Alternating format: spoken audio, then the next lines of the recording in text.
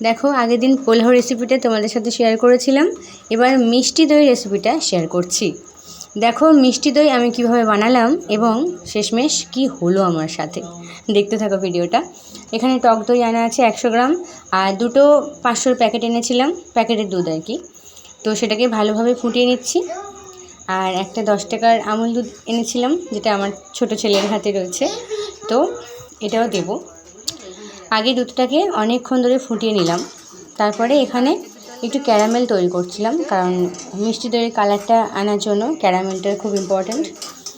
আর এর মধ্যে কী দিলাম, চিনি দিয়েছিলাম, অল্প একটু জল দিয়েছিলাম, সেটাকে ভালোভাবে নেড়ে নিচ্ছি। নেড়ে নিয়ে খুব সুন্দর একটা কালার এলো। বেশি জল দিলে চলবে না, অল্প জল, চিনিটা বেশি দিতে হবে। তো এই ক্যারামেলটা আমি বানিয়ে রাখছি। এখন এটাকে কিছু করব না, এটা জাস্ট কড়ার মধ্যে রেখে দেবো।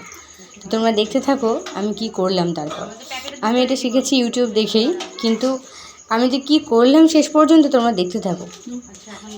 তো ক্যারামেলটাকে বানিয়ে আমি রেখে দিলাম কড়াইয়ের মধ্যে।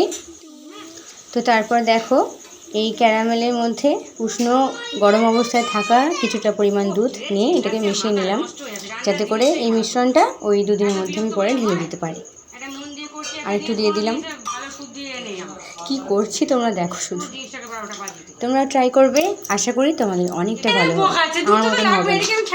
তো এটাকে মিশিয়ে নিয়েছি, রেখে দেবো শুধুমাত্র কালার অ্যাড করার জন্য। তারপরে উষ্ণ দুধের সাথে গুঁড়ো দুধের প্যাকেটের দুধটা মিশিয়ে নিলাম ভালো করে, এটাও ওই দুধের মধ্যে অ্যাড করব। দেখো একটু বেশি করে নিয়ে ভালোভাবে মিশিয়ে নিতে হবে, কারণ দুধটা গোটা গোটা থাকলে তো হবে না, যাতে একদম দুধের সাথে মিশে যায়, সেইভাবে করছি আর কি। এই ক্যারামেলটা দুধের সাথে মেশানো ছিল, ওই কালারটা আর কি, এবার পুরো দুধটার মধ্যে আমি ঢেলে দিলাম। দেখো খুব সুন্দর কিন্তু কালারটা হয়েছে, কালারটা খুব সুন্দর হয়েছে। এবার কি করব, আমি এটাকে একটু ভালোভাবে নাড়াচাড়া করে নেব।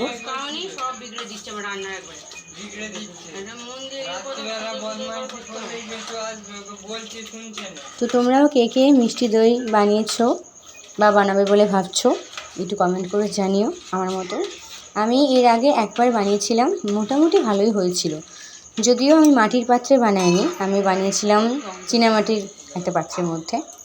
তো এবারে দেখো আমি কি করব, যে টক দইটা ছিল ওই টক দইয়ের কিছুটা এই উষ্ণ গরম দুধের সাথে আমি ভালোভাবে মিক্সড করে নেব, মিক্স করে রাখবো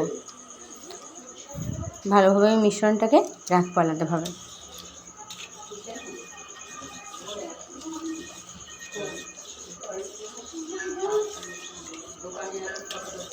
দেখো আমি কীভাবে মিশিয়ে নিচ্ছি, দেখো ভালোভাবে এইভাবে মিশিয়ে রাখছি। এরপর এটা নিয়ে একদম পুরো দুধটার মধ্যে ঢেলে দিলাম, দিয়ে আরেকটু হালকা করে ফুটিয়ে নেব, এটাকে ফুটিয়ে দুধটাকে একটু কমিয়ে আনবো আর কি। তো পুরোটা দিয়ে দিলাম, এবার ভালোভাবে একটু নাড়াচাড়া করে নেব, আবারও সময় লাগে একটু করতে এটা, বুঝলে। তো ভালোভাবে একটু নাড়াচাড়া করে নিচ্ছি। তো এবার একটু ঠান্ডা করে নেব, যেহেতু কীভাবে ঠান্ডা করবো বুঝতে পারছিলাম না, তাই একটু হাত পাখা দিয়ে ঠান্ডা করছি। তো মোটামুটি উষ্ণ গরম ভাবটা রয়েছে, খুব গরমটা নেই, একটু ঠান্ডা হয়ে গেছে।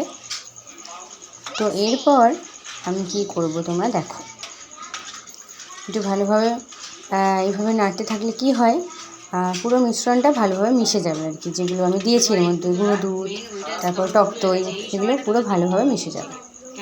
তো হয়ে গেছিলো, এবার উষ্ণ গরম হয়ে গেছে, আমি মাটির পাত্রের মধ্যে পুরো দুধটা ঢেলে দিলাম এইভাবে। দেখো আমি ঢেলে দিয়েছি পুরোটা। আর চিনিটা অবশ্যই দিতে হবে দুধের মধ্যে ফোটানোর সময়, ওটা বলতে ভুলে গেলাম, আমি মিস্টেক হয়ে গেছে, চিনি অবশ্যই লাগবে মিষ্টি দই যেহেতু। তো 2-4টে এলাচ মুখটা ফাটিয়ে আমি এর মধ্যে ফেলে দিলাম, একটু সুন্দর গন্ধ হবার জন্য আর কি। তারপর আমার ভাইয়ের খাতা ছিল, 2-4টে পাতা নিয়ে ওর মধ্যে মোটা করে দিলাম, দিয়ে শাড়ির একটা কাপড়ের টুকরো দিয়ে সেটাকে ভালোভাবে বেঁধে দিলাম।